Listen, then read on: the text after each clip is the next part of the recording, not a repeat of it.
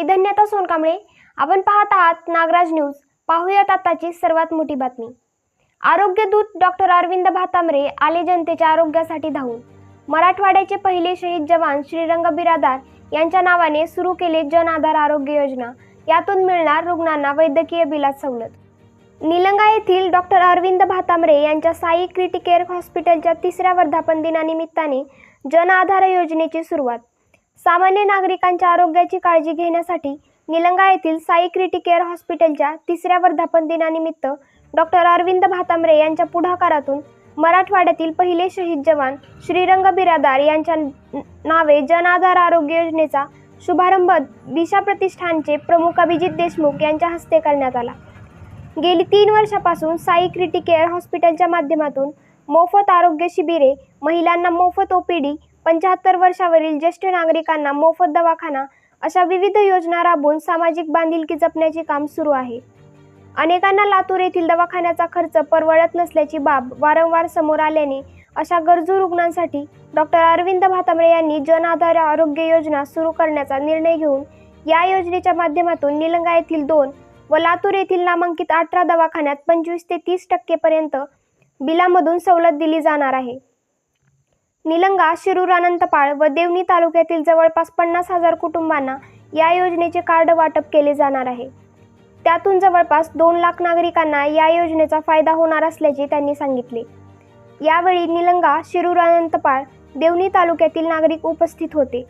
यामुळे ग्रामीण भागातील नागरिकांना यांचा फायदा होणार असून प्रत्येक गावात जाऊन या कार्डचे वाटप करण्यात येणार असल्याचेही डॉक्टर अरविंद भातांब्रे यांनी सांगितले। रुग्णांची आम्हाला मागच्या 3 वर्षापासून या ठिकाणी सेवा देण्याचा योग आला। हे करत असताना जेव्हा पहिला वर्धापन दिन झाला त्यावेळेला आम्ही हे लक्षात आलं की बरेचशा पेशंटचे जे नातेवाईक वडीलधारे आहेत, ज्यांचं वय झालेलं आहे, अशा रुग्णांची सेवा करण्याची नातेवाईकांची थोडंसं मानसिकता कमी आम्हाला जाणवली। म्हणजे थोडा आजारी पडल्यानंतर आणि एखादे दिवस ठेवणे, बऱ्याच वेळेला हे पैशाची अडचण असेल किंवा कुणीतरी शेजारची नातेवाईक काहीतरी म्हणतात म्हणून हॉस्पिटलला आणणं असेल आणि कुठेतरी आता आई वडिलांवर कशाला खर्च करावा म्हणून असेल ते लगेच दुसऱ्या दिवशी वगैरे असं म्हणायचे किंवा काही तासात म्हणायचे की कसं डॉक्टर काही होतं की नाही का आम्ही घरला घेऊन जावं। थोडी सुधारणा झालेली असेल निश्चितपणे तो रुग्ण चांगला होईल असं मला वाटलं तरी त्याची जी काही जायची भूमिका राहायची त्यात एक जाणवलं की थोडंसं म्हाताऱ्या आई वडिलांवर कुणाला पैसे खर्च करू वाटलं गेलं असं आमच्या लक्षात। बऱ्याच रुग्णांसोबत आता पाहतो मी 70-80% वरील मुलींसोबत राहतात राहायचं, पण मुलं त्यांची सुनबाई मी असं म्हणत असतो की बाबा सुनबाई त्यांच्या आई वडिलांच्या तिकडे जाईल म्हणून मुलगी इकडे आलेली आहे।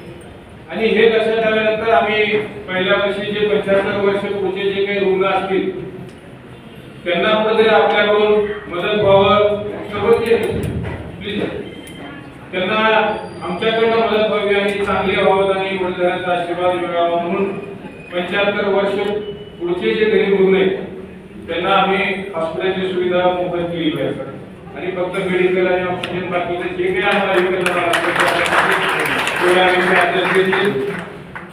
त्याच्यानंतर गेल्या वर्षी आणखी एक म्हणजे कायमस्वरूपी माझ्या लक्षात होती गोष्ट की महिला ज्या आहेत या बऱ्याचशा महिला या आपला आजारपण अंगावर काढतात, काही घरगुती उपाय करतात, काही शेजारनी मैत्रिणी वगैरे कोणीतरी शेजारचं काहीतरी सांगतंय त्या पद्धतीचा ते त्या ठिकाणी उपचार स्थितीमध्ये बसेल अशा पद्धतीने सेवा देण्याचा प्रयत्न करतायत। आपल्या सगळ्यांचं भाग्य आहे की लातूर जिल्ह्यामध्ये हनुमंत किनीकरांचा एक सुपुत्र जन्माला आला, वाढला आणि इथेच आहे।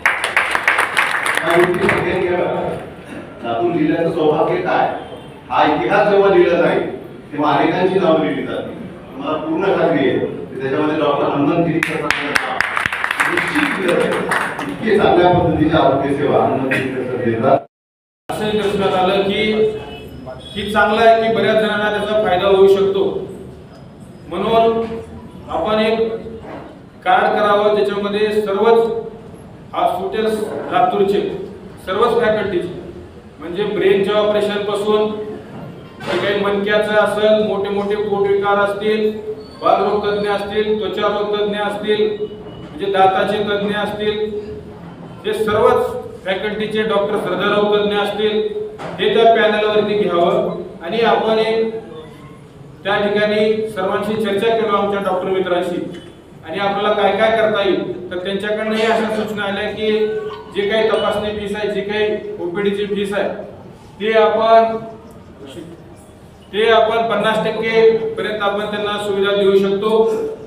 त्यानंतर जे काही आपण पेशंटला ऍडमिट केलो, ऍडमिशन आयसीयू मध्ये असेल, वार्ड मध्ये असेल, जे काही त्यांना ऍडमिट केल्यानंतरचा जो काही खर्च येईल त्यामध्ये आपण त्यांना 25% सवलत देऊ शकतो असं त्यांनी सांगितलं. आणि ज्या काही तपासण्या असतील, रक्तलघवीच्या तपासण्या असतील, MRI असेल, सिटी स्कॅन असेल, या सर्व ज्या काही सुविधा आहेत त्यामध्ये देखील 25% त्यांनी त्या ठिकाणी सवलत देण्याचं मान्य केल्यानंतर आम्ही या ठिकाणी अमर शहीद किरण बिराजदार यांच्या नावानं जन आधार आरोग्य योजना या ठिकाणी आज आदरणीय अभिजित भाई यांच्या हस्ते त्याचं आपण आता उद्घाटन करणार आहोत.